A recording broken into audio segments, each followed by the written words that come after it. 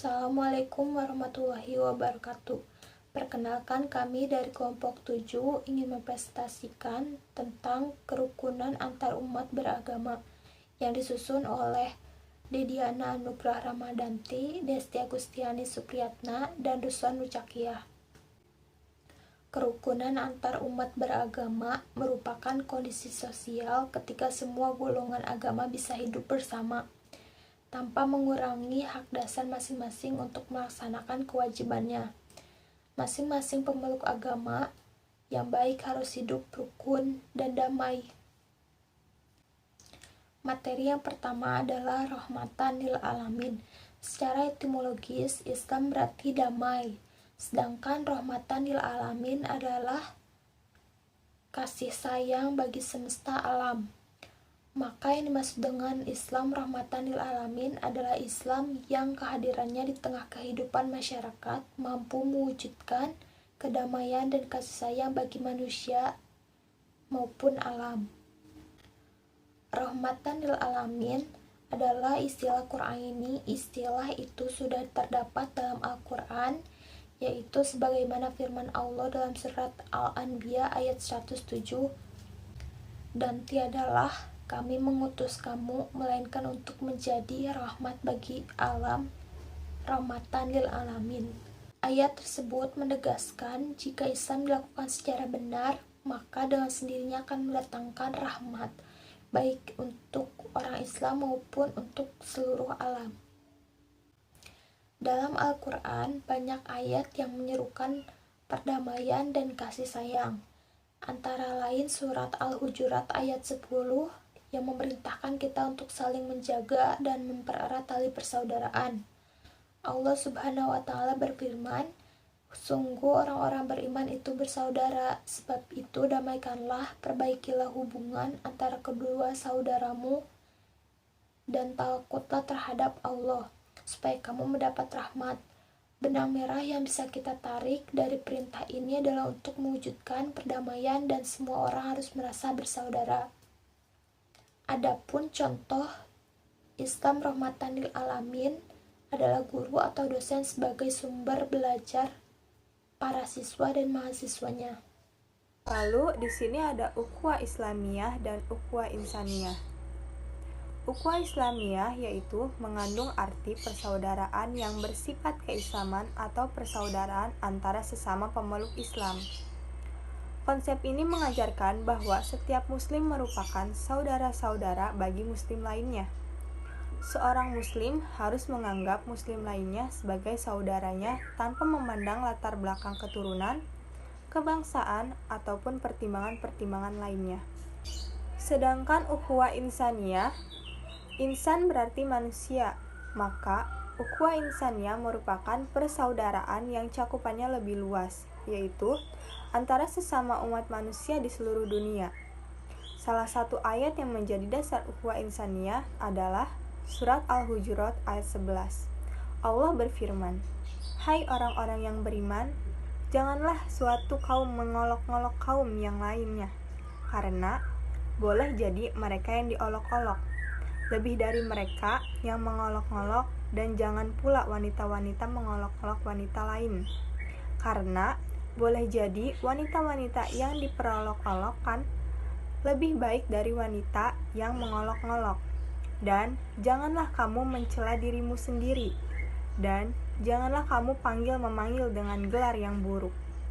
Seburuk-buruk panggilan ialah panggilan yang buruk sesudah iman, dan barang siapa yang tidak bertaubat, maka mereka itulah orang-orang yang zalim."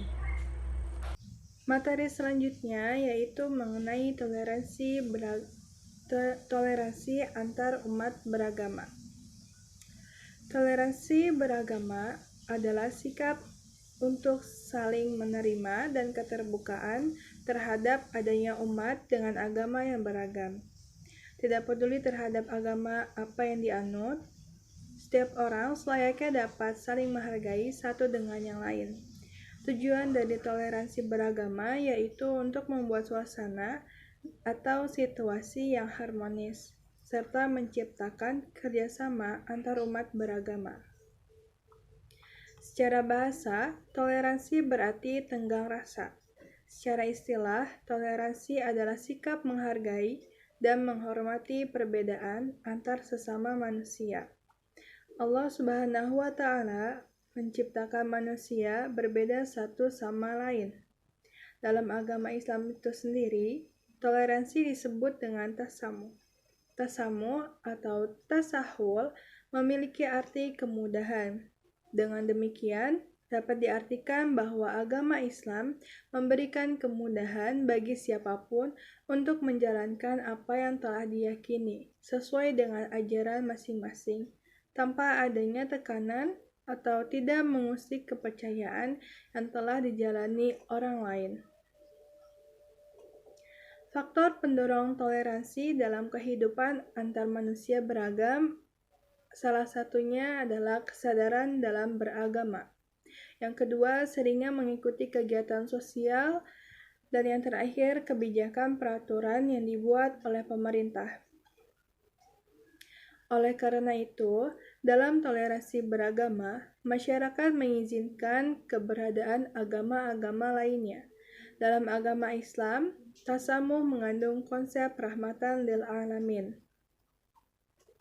Toleransi antar umat beragama yang terkandung dalam Al-Quran yaitu yang pertama, bertanggung jawab terhadap keyakinan dan perbuatan. Yang kedua, kebebasan memilih dan menjalankan keyakinan tanpa adanya paksaan. Yang ketiga, saling menghargai dan menghormati keyakinan. Dan yang keempat, berlaku adil dan berbuat baik sesama manusia.